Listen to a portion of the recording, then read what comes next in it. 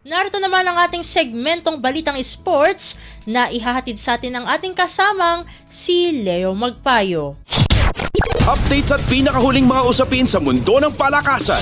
Atin ang pakinggan dito sa Ang Pilipinas Ngayon. Magandang araw, narito na po ang Sports Balita. Opisyal nang rinitiro ang numero ng isa sa pinakamagaling na player ng Beermen na naglaro sa prangkisa ng San Miguel sa Philippine Basketball Association o PBA. Binigyan ng pugay ng prangkisa si Arwin Santos nitong Miyerkules na ginanap sa PhilSports Arena sa Pasig City. Rinitiro na ang numerong 29 na sinuot ni Santos sa SMB kung saan nakasama siya sa pagkuha ng kampyonato sa 9 na beses sa loob ng 29 na titulo sa PBA. Nakuha ng San Miguel si Santos noong 2009 sa pamamagitan ng trade sa dating Burger King Whoppers. Pagkalipas ng 2 taong paglalaro sa koponan, nakuha ng SMB ang unang titulo ni Santos kasama sina Alex Cabagnot, Danny Ildefonso at import Anthony Grandi kung saan tinalo nila ang Token Text Tropang Texters sa finals ng 2011 PBA Governors Cup.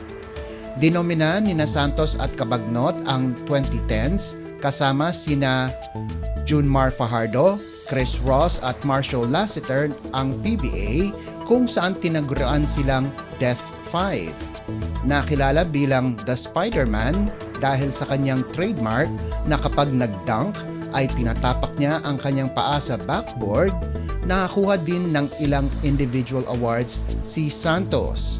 Naging Most Valuable Player si Santos noong 2013 at nakakuha din ng 2 Finals MVP, 2 Best Player of the Conference Awards, 12 All-Star selections at 10 First Mythical Team selections.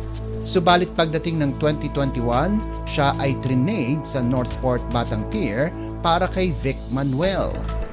Naglaro siya para sa Northport hanggang 2023 at bago matapos ang taon ay lumipat siya sa Maharlika Pilipinas Basketball League o MPBL kung saan naglalaro siya ngayon para sa Pampanga Giant Lanterns.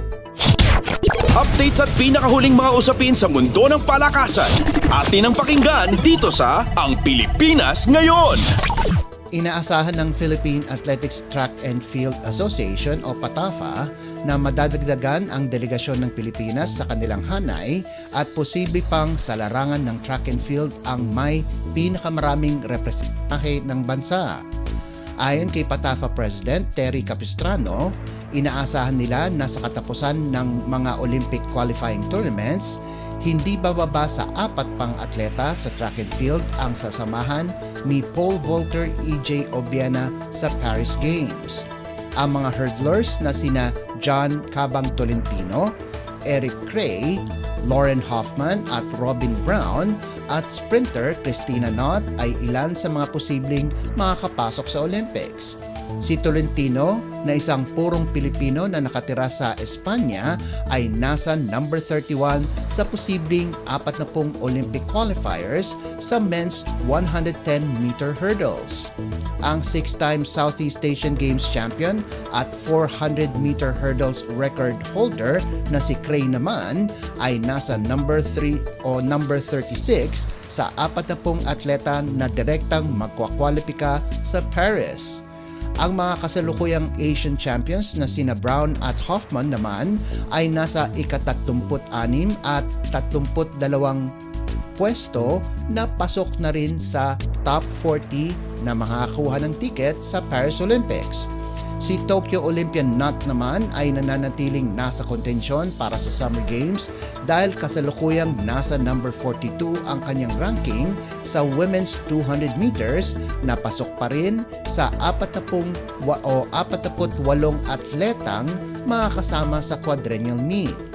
Bukod kay Obiena, lahat sila ay inaasahang madadagdagan ang kanilang mga ranking points sa ICTSI Philippine Athletics Championships na isang Olympic qualifier event ng World Athletics and the Asian Athletics Association na gaganapin mula sa Mayo 8 hanggang 12 sa PhilSports Arena. Updates at pinakahuling mga usapin sa mundo ng palakasan. Atin ang pakinggan dito sa Ang Pilipinas Ngayon. Hindi naging mapalad ang mga Premier Volleyball League o PVL stars na sina Tots Carlos, Mylene Paat at MJ Phillips dahil hindi sila napili sa Korean V-League o KOVO Women's Asian Quota Draft na ginanap sa South Korea. Mag-aantay na naman si PVL 3-time Most Valuable Player at miyembro ng Creamline Coal Smashers na si Carlos ng panibagong oportunidad para makapaglaro sa ibang bansa, habang si Paat na dati nang nakapaglaro sa Thailand sa koponan ng Nakhon Ratchasima ay inaasahang babalik muna sa kanyang koponan na Cherry Tigo.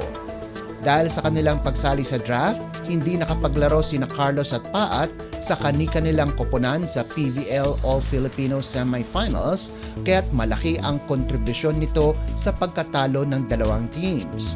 Samantala, si Phillips naman ay nakuha na ng Gwangju Al Peppers nitong nakalipas na taon.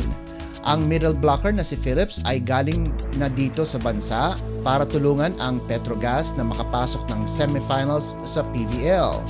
Siya rin ang isa sa mga gumawa para sa panalo ng Gas Angels laban sa crossovers sa bisa ng 20-25, 25-21, 25-15 at 25-16 kung saan nakagawa siya ng 16 na puntos. Updates at pinakahuling mga usapin sa mundo ng palakasan. Atin ang pakinggan dito sa Ang Pilipinas Ngayon. At yan ang pinakahuling balita sa larangan ng palakasan. Para sa Radyo Pilipinas World Service, ito po si Leo Magpayo. Magandang araw. Updates at pinakahuling mga usapin sa mundo ng palakasan. Atin ang pakinggan dito sa Ang Pilipinas Ngayon. Maraming salamat, Leo, para sa ating segmentong Balitang Sports.